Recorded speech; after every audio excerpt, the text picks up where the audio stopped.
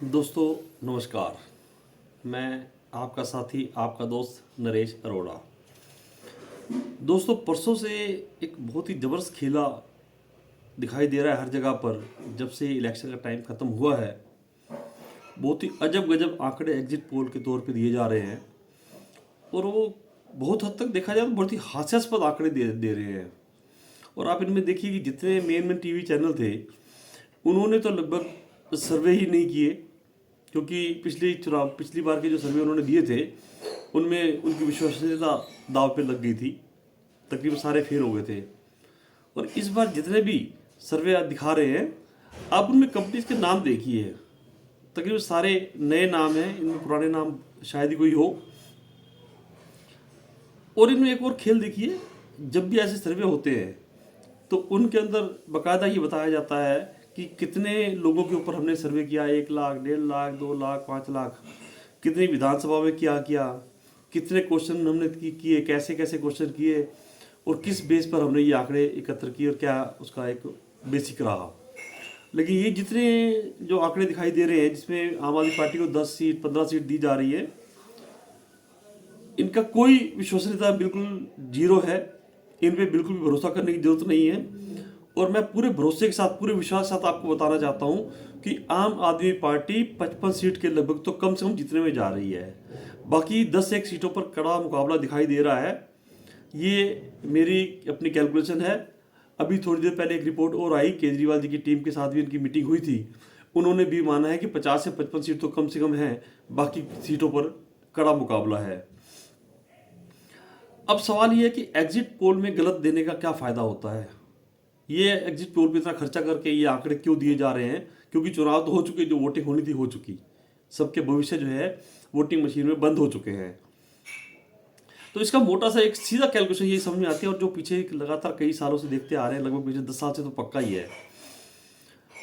इनका जो main purpose है वो यही है कि ये हर लेवल पर, हर जगह पर हेरा फेरी गुंडागर्दी करने से बाज नहीं आते।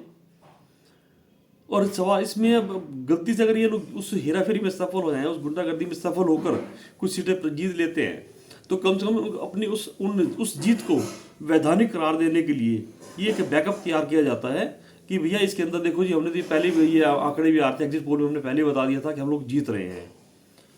ये मैं एक बार फिर से कहना चाहता हूँ, ये आंकड़े बिल्कुल भी गलत हैं, 100% गलत है। इन पे 1% भरोसा करने की जरूरत नहीं है।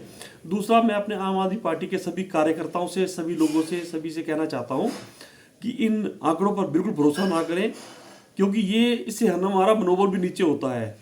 आखिरी वोट तक कल जब काउंटिंग होगी, आखिरी वोट तक जब तक गिनती पूरी ना हो जाए, जब तक एक एक आंकड़ा डिक्लेयर ना हो जाए, रिजल्ट डिक्लेयर ना हो जाए, तब तक कोई भी अपनी सीट मत छोड़ना। ये सब इनकी चालबाजी है। लास्ट मोमेंट तक कभी भी ये कुछ भी गेम खेल सकते हैं। ये एग्जिट पोल, फिर बोल रहा हूँ, ये एग्जिट पोल जो नकली दिखाए जा रहे हैं उसी का एक बेस तैयार किया जाता है अपने आंकड़ों को भविष्य साबित करने के लिए और वैधानिकता दिखाने के लिए। तो ये आंकड़े फिर से बता रहा हूँ, एक बार बिल्कुल फेक है। अब इसके लिए मैं एक अलग से और वीडियो बनाऊंगा थोड़ी देर में कि ये आंकड़ा ऐसा क्यों दिखाया जा रहा है और उसके पीछे पूरा खेल हुआ, और मैं ये 55 सीट अगर दे रहा हूँ तो क्यों दे रहा हूँ। इसके लिए मैं एक बिल्कुल अलग से थोड़ी देर में एक वीडियो बनाने वाला हूँ।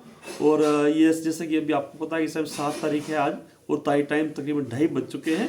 तो फिर इसलिए मैं ये वीडियो बना रहा हूँ ताकि हमारा मनोबल बिल्कुल भी नीचे ना हो, जब तक आखिरी वोट की काउंटिंग ना होकर के रिजल्ट डिक्लेयर ना हो जाए। हमारा कोई भी कार्यकर्ता अपनी ड्यूटी से पीछे ना हटे, नहीं तो हमारी सारी मेहनत को ये खराब कर सकते हैं, लूट सकते हैं। ये लुटेरे हैं बिल्कुल बीजेपी वाले। बिल्कुल भी भरोसा ना करें इन पे आखिरी दम तक।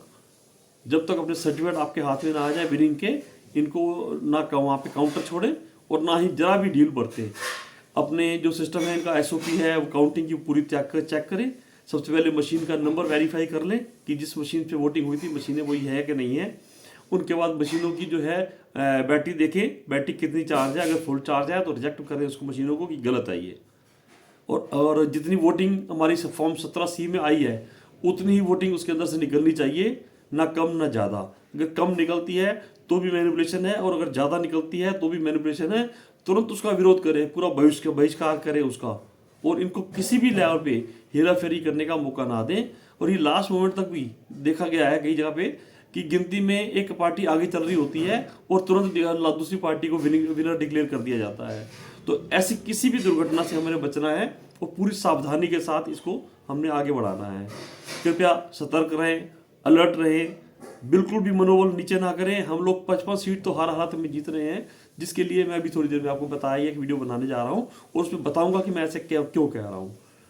ध्यान रखें, सतर्क रहें, कल तक पूरी जागरूकता बनाए रखें। धन्यवाद। आपका साथी, आपका दोस्त नरेश अरोड़ा।